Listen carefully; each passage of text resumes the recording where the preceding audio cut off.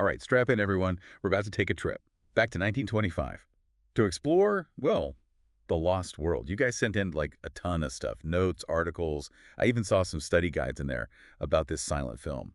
This isn't just, a casual, hey, I kind of like this movie situation. You're going deep on the lost world. This is about its impact, right? Its legacy. And what's really interesting is how deep your sources go way beyond just like what happened in the movie. You really want to understand why it mattered back then and why, almost a century later, we're still talking about it. Exactly. We're not here to just like recap the plot or gush over some cool dinosaurs. We're here to figure out what made the Lost World such a game changer. And to do that, I think, well, first we need to set the stage. Right. We got to go back to 1925. And that means a world before dinosaur mania. Try to imagine it. No Jurassic Park, no Land Before Time. Dinosaurs weren't the pop culture icons they are now. Yeah. It's crazy to think about. Almost like the Lost World kickstarted this whole dino obsession we have. Totally. And even back then, people were blown away by how real those creatures looked. Actually, there's this quote from the New York Times. It's from 1922. And they were describing some early test footage, saying it was extraordinarily lifelike. Extraordinarily lifelike. In 1922. Yeah. Whoa, can you imagine seeing that back then? And that's all thanks to, well, the genius of Willis O'Brien, the man behind the magic. This stop-motion wizard building those dinosaurs like from scratch. Ball and socket joints, rubber muscles to give them that like weight, that realness. They even had tiny bladders for breathing.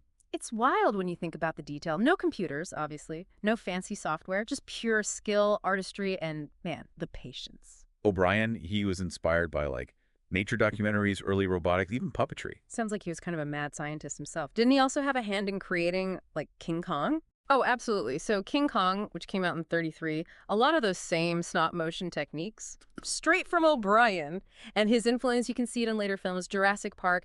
Even with all that advanced tech, it owes a lot to what O'Brien did. Truly set the standard for bringing those, like, colossal creatures to life, You're making me want to like have a movie marathon, all those monster movies, just to see how the effects change. But hold on, we can't forget The Lost World was an adaptation of Arthur Conan Doyle's novel. Right, and a pretty faithful one, too, with a few fun twists, of course. I mean, the core is the same. You've got this expedition to a remote plateau, prehistoric life everywhere, like dinosaurs galore.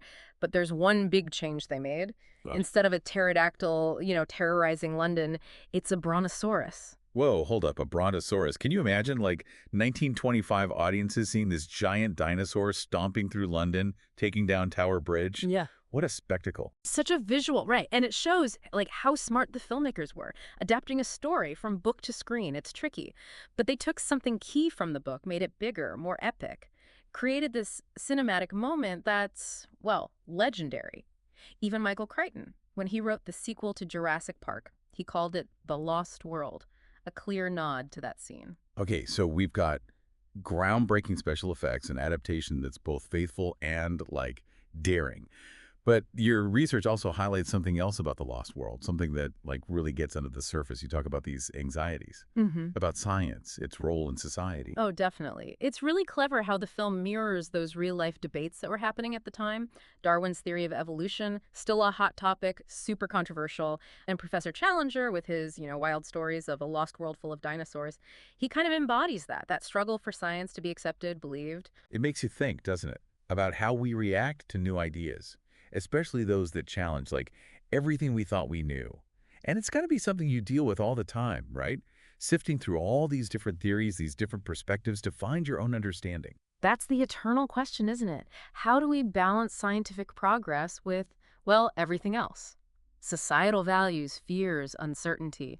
The Lost World takes that question and it wraps it up in this, fantastical adventure. It's not just like heady stuff, though. Yeah. The Lost World is also about like that human need for adventure, that drive to see what's out there, to explore, even if it means, risking your neck for a glimpse of a brontosaurus. Talk about a high-stakes vacation. But okay, risk, yeah. Your research talks about the challenges those filmmakers faced. I mean, no computers, no CGI. How'd they pull off those, like, groundbreaking effects? Oh, man, it was a huge effort. Imagine building those sets. Miniatures, but so elaborate. And then those dinosaur models, so detailed, so intricate. And then, like, animating them frame by frame. So it's like those models weren't just objects. They were like puppets. Yeah. in this incredibly complex performance. That's it, exactly. They used like split screen, matting, forced perspective, which is, like messing with the size and position of things to create that illusion of depth, Of of scale, blending the real and the Hold animated. on. So those actors, they were basically performing with invisible dinosaurs. Yeah. That's got to take some serious imagination. Oh, yeah. And coordination, too, between the actors, the animators. It's amazing, When you Mm. see those sequences, those iconic moments, it's just artistry, pure technical mastery. And it goes back to what we were talking about earlier. Sometimes limitations, they breed creativity. They had these constraints with the technology, and they had to invent solutions, pushing boundaries without even knowing really that they were setting the stage for like a century of special effects. It's inspiring, for sure. Your notes also mention something that, well, people often forget about with silent films: music. Oh, right. It's not like you just watch a silent film in total silence, is it? Nope. Back then, movie theaters, they'd often have, like, live musicians playing along with the film, adding that extra emotional layer. Can you imagine those dinosaur battles scored with, like, this dramatic orchestral music? My inner child is freaking out right now. A T-Rex roaring, Yeah. and the orchestra just hits this like massive crescendo. Epic. Even today, a lot of those restored versions of The Lost World, they come with new scores, orchestral music, just to enhance that, cinematic feel. It's a reminder that film, it's not just visual, it's multisensory. Music, it plays a huge role in how we respond emotionally to what we're seeing. It's like a dance, Yeah. right? Sound and vision working together to create this whole tapestry of emotion. Speaking of interwoven elements, you highlighted something that really caught my eye. How the film portrays women, specifically Paula White. She's not just like some damsel in distress, is she? Oh, not at all. She's right there in the thick of it with the expedition. Brave, resourceful. She's actually vital to their survival. Remember, she's the one who brings Professor Challenger her father's journal, which, like, kickstarts the whole adventure. And then she saves everyone from that T-Rex with, like, pure quick thinking. Oh, yeah. She outsmarts a dinosaur. Mm. It's true, the film, it reflects some of those like gender norms of the time. Yeah. But Paula, she defies those norms too. She's strong, capable, she's got agency, even in this, dangerous world. It's a good reminder, even within those limitations, those societal expectations, there's room for complex, empowering female characters. Totally. Okay, shifting gears for a second. There's this study guide question that, well, it kind of stumped me. It was asking about the newspaper why they'd finance this crazy expedition. I mean, sending a team to a lost world full of dinosaurs, risky investment to say the least. Right. There's got to be more to it than just scientific curiosity. They're also looking for, well, a scoop, a story so big, so unbelievable that it'll, like, boost their circulation, make them the talk of the town. So it's a mix then. Scientific pursuit, yeah, but also that human desire for fame, for recognition, maybe even a bit of like profit-driven sensationalism. Yeah. Exactly. It adds its whole other layer to their motivations. Are they really driven by, you know, the search for knowledge, or are they after something else, some personal glory? Man, it's a question that's still relevant even today. Mm-hmm. Think about how media, funding, public perception, it all influences scientific exploration. Does chasing a good headline sometimes overshadow, like, the pursuit of actual scientific truth? Something to think about. For sure. And while we're thinking, there's this point in your research that, well, I find it fascinating. The connection between the film and, well, magic. Apparently, Arthur Conan Doyle, he actually showed some of that early footage at a meeting for a group of magicians. Wait, really? That's wild. Magicians seeing dinosaurs come to life for the first time? Their minds must have been blown. It just goes to show the power of illusion, right, in cinema and magic. It's all about trickery, artistry, that suspension of disbelief that, transports us to these extraordinary places. And Conan Doyle, he was really into the paranormal. Right. Right. So maybe he saw this link, this connection between like the magic of filmmaking and the mysteries of the unknown. It's an interesting link, for sure. And speaking of links, your notes point out a few historical ones, too. The film premiered in 25, right? Well, that was a time when paleontology, it was like this global fascination. Dinosaur fossils, they were being discovered all over. People were obsessed. So it's like the Lost World rode that wave, that dinomania, bringing those prehistoric creatures to life, just as the world was discovering their, fossilized remains. And we can't forget the film's impact on future filmmakers. From, like, Ray Harryhausen, the stop-motion genius behind films like Jason and the Argonauts, to the people making CGI blockbusters today, The Lost World really set a precedent. Bringing those fantastical creatures to life on screen, it started there. It blows my mind that a silent film, from 1925 could have such a lasting, effect. It's proof that stories, they have power, the magic of cinema, that never-ending fascination with dinosaurs, it's all there. Okay, so fascination, yeah. One thing that really stood out to me as I was going through your notes was this question.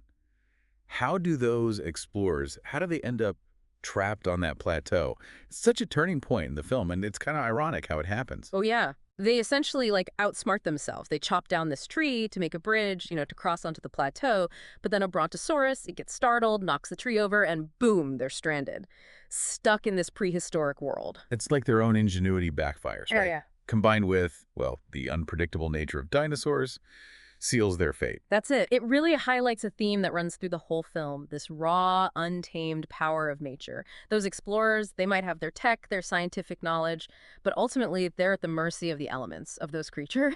It's humbling. Right. We humans, we think we're in control, but nature, it always has the upper hand. It definitely makes you think about, like, our place in the world in the grand scheme of things. Yeah. Now let's talk about Sir John Roxton. When we first meet him, he's this big game hunter, total thrill seeker, drawn to the expedition, because he wants to conquer the unknown. But there's more to him than that, right? He's not just this, like, one-dimensional daredevil. He's a really interesting character, full of contradictions. Okay. Yeah, he's a man of action, brave, resourceful, he knows how to survive. But as the film goes on, we see another side to him. He develops this, like, profound respect for those creatures, the dinosaurs, even risks his own life to protect them. And let's not forget, he's got a bit of a thing for Paula White, too. Oh, right. That little romance. Yeah, it adds another dimension to him. He's got those primal instincts, but also this, like, a deep sense of honor, compassion. He kind of embodies those conflicting attitudes towards hunting, towards conservation that were, happening back then in the early 20th century. Big game hunting, it was seen as this, like, sport, a symbol of masculinity. But there was also this growing awareness that we need to protect endangered species, to preserve habitats. So Roxton, he's caught in the middle. Yeah. Between conquering nature and respecting it. Exactly. And it's a question we're still dealing with, isn't it? How do we balance human needs and desires with the need to, protect our planet? Speaking of discoveries, you mentioned one that Roxton makes that's, well, pretty significant. It's about Paula's father and what happened to him. It's a sad moment for sure, and it adds this whole other layer to their adventure. Right. It reminds us that exploration, going into the unknown, it's dangerous. Roxton finds Maplewhite's remains, his skeleton, confirms that, he didn't make it. It gives Paula closure, but it also highlights the danger they're all in. For her, it's not just a scientific expedition. It's also about her father, retracing his steps, trying to understand what happened to him. It's personal. Yeah. Her own journey intertwined with this grand scientific endeavor. And it reminds us, even with these amazing discoveries, there's this human element, a story of loss, of resilience. Okay, speaking of impactful moments, we got to talk about that scene. The Brontosaurus escaping, causing chaos in London. It's such an iconic image, referenced, parodied so many times. And it's pretty different from how the book ends, right? It's such a brilliant change. In the book, that Brontosaurus, it stays put. It's proof, of what Challenger discovered. But in the film, it breaks free, rampages through the city, then vanishes into the Thames. It's powerful, right? This idea that the lost world, it can't be contained, can't be controlled, we can't fully understand it. Exactly. It emphasizes that theme, nature's power. This creature, it's a relic from a time long gone, and it's just too wild, too powerful to be, like, kept within the boundaries of civilization. We can't always predict the consequences of our actions, especially when we're messing with forces we don't fully comprehend. It's a humbling thought. And there's one more change from the book that, I don't know, I found it interesting. The ending, the romantic ending. In the book, Edward Malone, he ends up with his, original fiancée Gladys. But in the film, he and Paula, they fall in love. True. It adds this layer of, like, hope, optimism. Malone and Paula, they go through all this together, face those extraordinary circumstances, and they find comfort in each other. Their bond just goes beyond those societal expectations. It's like they find their own lost world, where love can bloom even amidst chaos, amidst adventure. And speaking of adventure, remember, The Lost World, it has this unique distinction. It was the first film ever shown to airline passengers. Oh, man, I almost forgot about that. Can you imagine you're on this flight in 1925, soaring through the air, and you're watching dinosaurs on a, flickering screen? Yeah. Talk about a first-class entertainment experience. It was the Roaring Twenties, right? Air travel, it was brand new, and people were all about embracing those new experiences, new technologies. It's like they were taking flight literally, and the film, with its themes of exploration and discovery, it just like took off with them. Okay, now let's talk about a character who embodies those themes. Hmm. Professor Challenger. He's a complicated guy, brilliant, passionate, a bit of a showman, but also, arrogant, quick to dismiss anyone Like that this doubts that he... classic flawed genius, he's driven by this like thirst for knowledge, this need to push boundaries, but his ego, his recklessness, they get in the way sometimes, put himself and others in danger. He represents like both the best and worst of scientific ambition, right? Reminds us of the power of curiosity, the courage it takes to challenge those conventional ways of thinking, but also the importance of humility, of ethical responsibility, Yeah. and the dangers of unchecked ambition. He's a cautionary tale, but wrapped up in this larger-than-life persona, and that's what makes him so interesting. Progress isn't always, straightforward, and the pursuit of knowledge, it can have unintended consequences. And it's a message that I think is more relevant than ever. Think about all the advancements we're seeing: genetics, artificial intelligence, climate science. The Lost World, it's like a parable, a timeless one. It tells us to be careful, to approach scientific progress with wisdom, with compassion, with a deep respect for that delicate balance of nature. And it reminds us sometimes the most profound discoveries, they're out there in the unknown, waiting for those brave enough to, venture beyond what's familiar. Okay, so as we start wrapping up this deep dive into the Lost World, there's this question that keeps popping up for me. Why is this film so enduring? Almost a century later, why are audiences still captivated? Why do filmmakers still draw inspiration from it?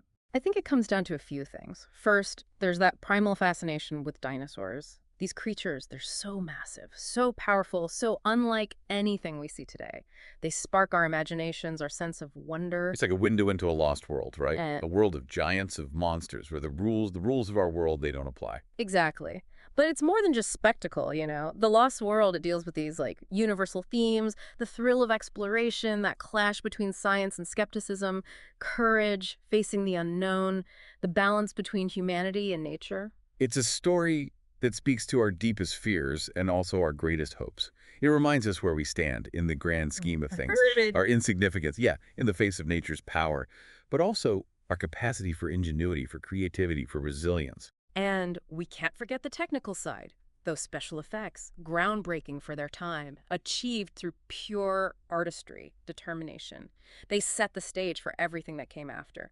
Even today, when we look at those CGI wonders, we can see a line going straight back to the Lost World, to those pioneers who dared to bring dinosaurs to life.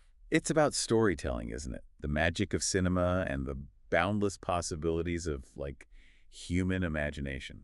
And that's the key takeaway, I think, from this deep dive, The Lost World. It's more than just a silent film about dinosaurs. It's a testament to human ingenuity, to creativity, to the power of imagination.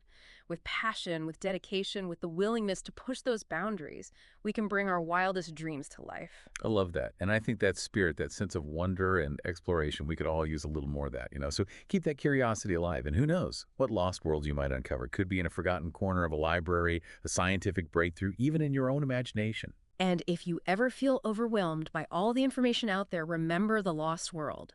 Sometimes the most profound discoveries, they come from venturing into the unknown, embracing the unexpected, letting yourself be captivated by the wonders of the world, past and present. Perfect way to end this. Thanks for joining us on this incredible journey, this deep dive into the lost world. Until next time, keep exploring. It's really something. A film from 1925, a silent film at that, and it still feels so relevant. Like The Lost World itself, it's a time capsule, isn't it?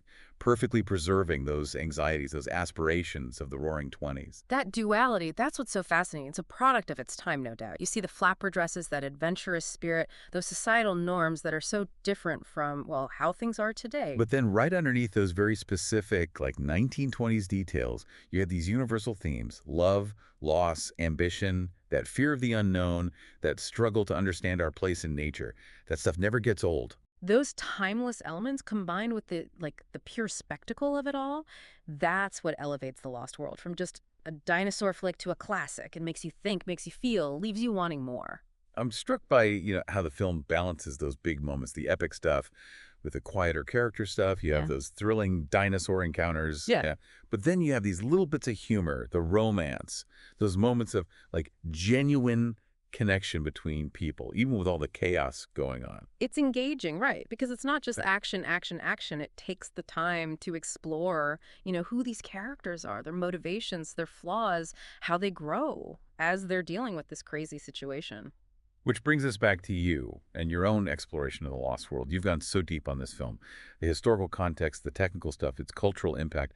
What's the one thing that really stood out to you as you were putting it all together? That's a tough one. So much to choose from.